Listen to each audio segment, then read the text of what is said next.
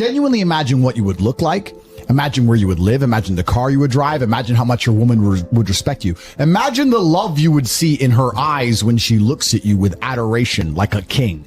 Imagine your existence. That person is waiting for you, and the only thing that's stopping you from being that person is your monumental laziness. You can have it. The universe is very giving. It will give you anything you work for. I've never seen somebody try for something with all of their might and not get it. The only people who do not have the things they want are the people who do not try for them.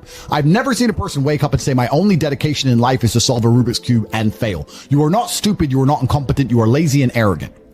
It's extremely important you understand that that person is waiting for you, and you are declining that version of yourself. In the multiverse, in the many different versions of the universe that exist, there is a version of you that does those exact things, and he is a greater person than you can even fathom. You can transform yourself into that guy. You can be a TopG. That's exactly what I did. I knew who I was going to have to end up being before I became that person. My brother and I are not from rich families. We are not from advantaged beginnings, but I knew I had to be a big, strong, fighting billionaire. That's what I knew I had to be. Discipline is the key to success. If you cannot force yourself to do something you don't want to do, how are you ever going to put yourself through the suffering required for greatness? If you cannot force yourself to train when you do not want to train, if you cannot force yourself to work when you don't want to work, or force yourself to eat right, how can you possibly ever become a monumentally successful person if you cannot control yourself long enough to do what must be done as opposed to what you feel like doing? A man must do what he is supposed to do irregardless of how he feels. That is the key component to masculinity, is discipline. If you do not have the discipline to dedicate yourself to anything, you are going to fail and be crushed by the people who can. If you only go to the gym when you feel like going to the gym, you're never going to be as strong as the people who go to the gym when they don't feel like going to the gym. That is a reality of life. So, I train every single day. I've actually heard from some people saying, you overtrain. And I explained to them, one, I don't believe in rest. I'm not you. I'm not broke like you are, Mr. Fitness Trainer, standing around the gym teaching people for $50 an hour. I don't need to listen to you. Secondly, I don't train because I want to get bigger. I train every day because it is difficult to train every day. It hurts. I don't want to. I wake up and I'm busy. I have other things to do. I don't feel like doing it. So I force myself to do it 7 days a week, 365 days a year, so that I know I'm the kind of person who can do what he doesn't want to do when it needs to be done. I am that man. And it's more of a mental exercise than a physical exercise at this point. How can you ever outcompete me if I can force myself to do the things I don't want to do and you cannot? Discipline is absolutely essential for success, and you need to get very comfortable and very used to the idea of understanding that on your path to greatness, there are going to be long periods of time where you hate what you are doing, where you are dissatisfied with the actions you must undertake, where you are tired, where you are stressed. That is why it is difficult. That is why most people won't make it. If the path was easy, everybody would walk it and it would lead nowhere. 100 people start the path, 99 fall off because it is difficult, and the one person who makes it to the end gets the gold. If all 100 made it to the end and the gold was divided by 100, it wouldn't even be worth anything. The difficulty gives it value. The fact that it is difficult to do is the key component into the fact you want it in the first place. If it wasn't difficult, everyone would have it and you wouldn't want it because no one would respect it. It's supposed to be hard. Life is supposed to be hard. You're supposed to think this is terrible. You're supposed to suffer and smile through the pain regardless. Discipline is the key to success in all realms as a man. And if you lack it, you stand no chance. You can give most people a roadmap to success. You can give them a Ferrari with a full tank of gas, and a lot of people still wouldn't make the destination because they would say the drive is too far away. Quitters, they don't have the discipline. You can tell them exactly how to do it. You can give them the mechanism to get there, but they don't have the discipline to complete the drive and end up at the destination. That is the majority of Earth. This is your competition. People who, even if they are told what to do and people tell them exactly how to do it and help them do it, still quit, still fail because they lack discipline. Even me, with my monumental powers, I can't make a quitter successful. It doesn't matter how good I am. It doesn't matter how easily I make it for them to succeed. It doesn't matter how compendious and concise and powerful the real world is. It doesn't matter how much I text them and motivate them, how many emergency meetings I do to try and talk to them and hype them up, how much motivation I give them. It doesn't matter what I do. If they are a quitter, guess what they're going to do? They're going to quit. No matter how simple the map is to read, no matter how fast the Ferrari is, somewhere along the drive, the sun's going to get in their eyes. Meh. and they're going to sit there and go, I don't like this. This is hard. And they're going to quit. Quitters are the number one type of people that nobody can help. If you're a quitter, I can't help you. Life can't help you. God himself cannot help a quitter. So if you lack discipline, you lack the very basic building block to any type of success which exists on the planet. By every single metric which can be measured with science, you are going to stay a loser and a failure. So you need to pick the low-hanging fruit first. And the starting block to all of these things is your body. I believe you lift, stretch, move, improve your body, try and train MMA, learn how to fight, get stronger, get bigger muscles. It's a fast track to self-discipline, which will carry over into all other endeavors. And I would argue that is nearly impossible. In fact, how many people can say the gym saved their life? How many people do you know were depressed, started training, got in fantastic shape, and weren't depressed anymore? It is very easy. The low-hanging fruit is your body and upgrading your body. That is the easiest struggle, which is never going to backfire on you and never going to be a negative towards any other facet of your life. And when I look at men who are physical specimens, I think everyone naturally does this, but I'm going to openly say it. I respect them differently than I look at men who aren't. I have a different level of respect for them because they show me they have discipline. They show me they have motivation. They show me they're capable of doing difficult and hard things. Those are the kind of people I trust. They're not afraid of struggle. They're problem solvers. People who train are problem solvers, and you need to become one, and you need to become very, very adept at solving problems pretty quickly. I actually find it amazing that there's people out there who aren't in perfect physical condition. Guys, let me tell you all a newsflash. If you eat right and you train hard, you look good. Yeah. It's like a biological certainty. It's almost impossible to be fat and look bad if you eat right and train hard. Your body will react and give you exactly what you want. So why don't you all look like superheroes? Do you not understand how intimidating that is just when they look at a group of people and they all look like superheroes and they can tell they're all disciplined, all hardworking, all dedicated, all physically strong? The struggle is what's beautiful about it. That's the most important thing. That's what you have to understand. The key is to keep training. If you train hard every single day, you don't have to worry about a little bit of vitamin C. It's true. If you don't train and you don't smoke, you're still going to be a pussy. Yes. The answer is always hard work. As soon as you are granted life, you are guaranteed death. What you do in between is up to you. You are all conscious. That could end tomorrow. That could end in 100 years. But the time between the beginning of your consciousness and the end of it is completely up to you. Training is never the wrong decision. If you are free, you should train. If you are rich, you should train. If you are poor, you should train. If you smoke, you should train. If you don't smoke, you should train. If you drink, you should train. If you don't drink, you should train.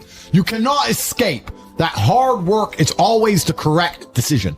There is no time in any scenario when working hard is going to be the wrong answer. You should always try your very best in all things. I always knew the answer to everything is raw action. The answer to everything has always been raw action. My dad had a tweet about this. He said that raw action solves all. So when I was broke, I was never like, I'm poor, what do I do? It was, I'm poor, I have to do something. If I was broke, I'd go for a run. That's why I was such a great fighter. If I was broke, I'd sit there and go, I'm actually poor. How do I make money? Don't know. Where can I get some cash? Don't know. What work can I do? Don't know. I'll just go for a run then. And I just go for a 3-mile run. You just have to say, well, I have to do something. I can't just sit still and die. A lot of people are happy to just sit still and die or can go to sleep and take a nap. Well, if that's what you want to do, then you can stay a loser. That's fine. I'm glad there are losers because if everyone had Lamborghinis, my Lamborghini wouldn't be fun to show off. I need you to look at it and feel the deep pain in your heart of regret and failure. That's the whole point of it. I need to drive my Bugatti and everyone be looking at it going, I'll never have one of those. And I can get all their energy and feel it all. And it makes me happy. Fantastic. So you can sit at home and do nothing. But when I was poor, I had to go for a run. I couldn't sit still or lift weights or do something. I couldn't even sleep. So raw action solves everything. And I understood that at a young age. But as you get older, you get to look back and you get to put your whole story together, the whole tapestry together. I knew I wouldn't stay poor. Did I ever think I'd get this rich? Well, I never said I wouldn't, but did I ever think it would probably happen at this level? No, but it's amazing how the compounding interest of just endless raw action adds up. I've never had a lazy day. I've never skipped work, never missed an email, never had a day off, ever. If you were to go through the last 3 years of my life, you will see that there's never been a day where I wasn't doing what I was supposed to do. And it all just adds up, and then monumental success comes, and you get to laugh at everybody else, ha ha ha, and life's great. I find it amazing that, I speak to people my age, and I say, in my 20s, I spent maybe I don't know, let's say 3 hours a day. What's a decade at 3 hours a day? Let's just say 10,000 hours. I spent 10,000 hours in the gym training. You're the same age as me. What did you do with those 10,000 hours? And they can't even tell me what they did. What did you do? Watch TV, go out, go pub, sit around, sleep, nap, chase women? What did you actually do? We had the same amount of waking hours and the same amount of minutes. I know where 10,000 hours of my minutes went, and that's why I'm the champ. That's why I have 4 title belts above my bed. That's how I spent my 10,000 hours. Tell me what you did with your 10,000 hours, which is equal to, comparable to, or superior than how I spent my time. And they can't even name what they did with any of their time. They're like, don't know. Yeah. So if you're 16, you need to be using every single waking minute towards things you're going to remember. You're going to remember training. You're going to remember working hard. You're going to remember trying to make money. You're spending your life and wasting your time doing things you're not even going to be able to recollect in a few years. You're going to wonder why you fall behind the people who don't waste time. Time is the ultimate currency. Time is money. Time is also strength and power and networks, connection. Time is everything. You can convert it. It's like malleable. Time is like Play-Doh. Yeah. You can turn it into anything. You can turn it into muscles if you go to the gym. Turn it into fighting prowess if you go to the fight gym. But people have all this time and they just mush around with it. And then they're like, don't know why I'm failing. I wish I was successful. You shouldn't wake up and say, how happy am I today? How does that affect how I act? That's not how I operate. I wake up and say, what must be done? What will allow me to be proud of myself? What will allow me to achieve? And those things will be done regardless of how I feel. And that's how the most successful people on earth all operate. The most successful people on earth don't only do things because they feel happy about doing them. I don't think most of you realize that you do not have time. Everything is time. Time can be converted into anything. We all know time can be converted into money. People say often, time is money. This is true. Money is also time. You spend money to save time. Time is the enemy of the rich man, so he takes a private jet to save time. Money is the enemy of a poor man, so he waits for the bus to save money. But they're the same thing, money and time. So when I say you don't have time, this is something you need to remember because it's extremely important and you can apply it to most things. You do not have time to have a headache. Do you understand? I'm not saying you don't have a headache. I'm not saying your head doesn't hurt, but you don't have time for it to affect your life. You do not have the waking hours. You are being outcompeted and crushed by people who are more powerful and more connected than you'll possibly ever be, by people who know things you do not know. You do not have time to have a headache. It's simply not acceptable. How do you perform when you have headaches is a stupid question. The fact you've even framed it in that way shows that you don't understand the world. I'll give you another example. You don't have time to argue with your woman.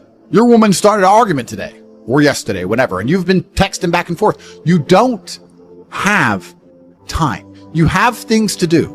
There's unlimited work in the universe. You don't have time to have a headache or message girls or scroll Instagram. You don't have time for any of these things. Time is your lifeblood. It's all you've got. You can turn time into reputation.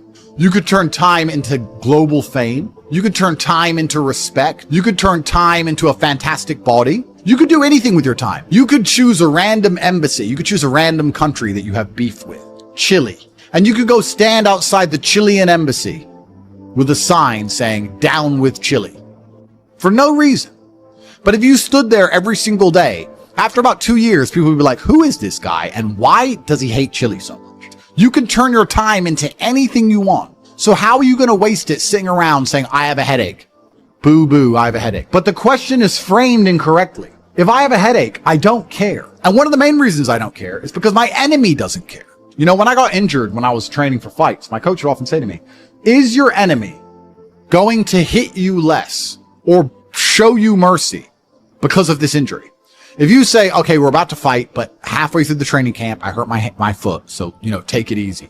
No, he's going to try and destroy me anyway. So if he doesn't care, why do I care? And why does my coach care? Nobody cares. The people who are trying to steal your woman, and trust me, everyone is. The people who are trying to take the money that you want to earn and put it in their pocket before you can. The people who want to have large and gorgeous feathers on their peacock to show the world all the amazing things they've done. They don't care that you have a headache. So why do you care? You need to reprogram your mind. You don't have time to have a headache. You don't have time to be doing the majority of things you do. And there's always been and always will be, and we could talk about that again. We were talking earlier about competence, right? Do you think a woman sees you as competent if you complain about having a headache? Let's say you have a headache. It's fine. You have a headache. I'm not disputing that. Maybe it really hurts. That's terrible. If you go, oh, I've got such a bad headache, do you think a woman looks at you and goes, yes, oh, I found the guy for me? She may not say anything. She may say, oh, do you want a pill? But really, deep down, this guy's a dickhead. I mean, if you got hit in the head with a hammer or shot in the face, fine. But why do you have a headache? From what? Scrolling TikTok. A lot of you deserve the failure you endure. The universe is very giving. I often believe people say the world's not fair. I'd argue that karmic retributions, and in the long run, all in all, is pretty fair. Karmic retributions are real. In the end, God gives you exactly what you deserve. So if you're not happy with your life, you have to ask yourself, do you really deserve more? Have you really tried 100% of the time? Did you ignore that headache? Are you as competent as you could possibly be? Have you given 100% every time you've done anything? No. You deserve what you have. You deserve your mediocrity because you're an average person. You want a Lambo and these women and a boat and whatever else you want because you see it on Instagram, but wanting something and deserving something are very different things. If you truly deserved it, you'd be working for it in a way that ensures it would be given to you by the universe. Every single thing I've ever wanted, I have got. Maybe not instantly, maybe not easily. In fact, certainly not both. It was always difficult and it always took time, but I really wanted them, so I always got them. And I put in enough work to show God and show the universe I deserved them, so he gave them to me. I cannot remember a single time, and I state this as a matter of fact, this is not hyperbole, I cannot remember a single time I have ever decided not to do something that must be done because I had a headache. Ever. Ever. It is easier if you enjoy it, because you do not struggle with lack of motivation or lack of interest. For me to say you could honestly be world champion at something you hate is a lie. You can, however, be competent at things you don't like. You can be very good at something you don't like doing. To be the best in the world, you probably have to fall in love with it. But the way you do anything is the way you do everything. And you can fall in love with the idea of being good in general. So anything I do, I don't want to be bad at. I either don't do it or I try my very best all the time to become extremely good at it. I don't see the point in doing anything and being mediocre or being bad at it. What's the point? If I'm going to speak on podcasts, I want to be good at it. Anything I'm going to do, I want to be good at. Now, you should have enough respect for yourself that you're prepared to always put in the effort to give your best 100% because it is a habit. You should always give your best to anything you do. When you pick up a video game, you should give your best. When you drive a car, you should attempt to drive as efficiently as possible, using the brake as little as possible to not waste fuel, to make sure there's no close calls, no sudden braking. Most of you are just getting in your car and driving like a jackass from point A to point B, not trying to actually go, you know what, let me drive and pretend I have the queen in the back seat and I can't even brake suddenly. And I only have a fraction of fuel. How far can I go if I very smoothly, very calmly anticipate the traffic in advance, move my car in and out of the car so I barely have to brake, keep moving slowly and smoothly? Let me try and get good at this. The way you do anything is the way you do everything. And it is a habit to be good at things. There's nothing wrong with just being good at things. To be the best in the world, you have to love it. That's true. But you're not going to love the majority of things you do. That's not realistic. The world's not going to afford you a life where everything you do you're in love with.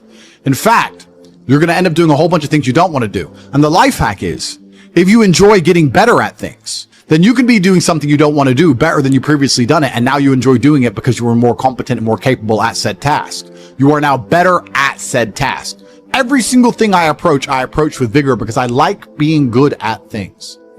And that's not because I'm arrogant. That's because I have enough respect for myself. And more importantly, I have enough respect for the people I love to know that I need to be good at things. When my children or when my women or my family or my people who rely on me, my brothers, anybody comes to me expecting me to do something for them, I need to have enough respect for them to know that I'm good at what they ask me to do. And if I don't know what they want me to do or I'm not particularly good at it, I'm at least good at learning. You can become good at learning so that you learn things faster. Good at concentrating. Good at taking a scenario seriously. These are all basic life skills to go along with bravery. That's going to put you in a competitive bracket amongst the masculine realm which exists today because most people can't even focus. Most people can't even focus or try hard at anything. So to answer the question, can you become world champion without loving boxing? No, you can't become the best in the world. However, you can become very good at it because you can have enough discipline to ensure that you go to training. And you can make sure that you're the kind of person who, if you're going to go to training, you're going to try your best. Guys, you're going to go to training for an hour. Whether you try hard or don't try hard, you're going to spend an hour in the boxing gym. There is no reason to not try. That is a learned habit. And what you often find with people who need to be motivated into things, because they're not disciplined enough to do things and not disciplined enough to do things properly, they'll go and say, I went to boxing training, as if that's all that it's about. It's not about going to the training. It's about trying hard in the training. It's about giving it your all. It's about dedicating yourself. You're going to give an hour up anyway. There's no reason to not try. Most people go through their entire adult life without trying 100% hardly ever. Think about it. Even when you go to the gym, you don't try 100%. You try 60%, 7%. You don't try 100% at home. What do you try 100% with? Do you really try 100% with work? Are you really moving that mouse as quickly as you possibly can? No, you're not trying. So you have people who have gone through life and are going through life without even giving 100% of what they've got ever. And it's interesting because we're entering the most competitive period of human history. So you need to get very good at everything you do all of the time. You'll learn a lot of lessons about psychology in the boxing ring. Now, they're not related, technically. One's exercise, one's the psychology of people. But you'll learn in the fight ring, you'll learn that you're not tired when you're winning. You're tired when you're losing. That once you start to win, you get to find unlimited energy from the universe from somewhere, and you just continue to push forward, no matter how hard it is. Winning is easy. It's trying to turn it around when you're losing that is difficult. You take this lesson from boxing and you apply it to everything else in life. You apply it to money and say, once I start to make money, I know I will have endless motivation to keep making money. It's just hard to make money in the first place. It's hard to get over that hurdle, but once I get going, it's easy. It's a positive reinforcement loop. It's a spiral upwards into infinity. It's a tornado that takes you to the promised land. So to have that unique psychological conclusion, that unique psychological input, you had to become good at boxing. So it's very important that you're good at everything you do all of the time. Don't do it if you're not going to try. But you don't want people to learn bad habits. But it's a bad habit to coast. It's a bad habit to spend time and waste it. It's a bad habit to go, oh, I tried. I went.